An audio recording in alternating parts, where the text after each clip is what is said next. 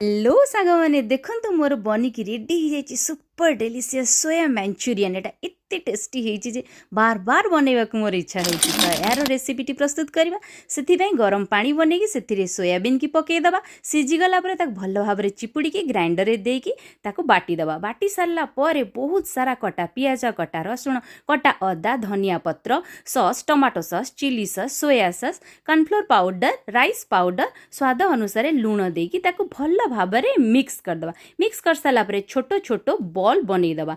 Ball बनै सारी ताको कौन करिमा मीडियम फ्लेम रे छाणी दबा। एमती ब्राउन कलर रही गला बेलू ताको काढ़ी दबा।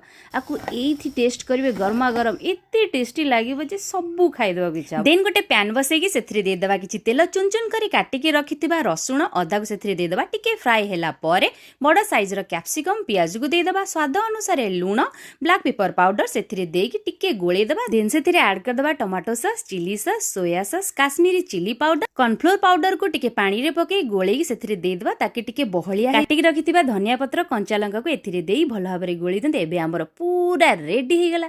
एई वे रे आपण थरे प्रस्तुत करिकि मते कमेंट करी शेयर करंतु आपणकर अनुभूति। वीडियोटी भल लागिथिले लाइक शेयर सब्सक्राइब करंतु। धन्यवाद।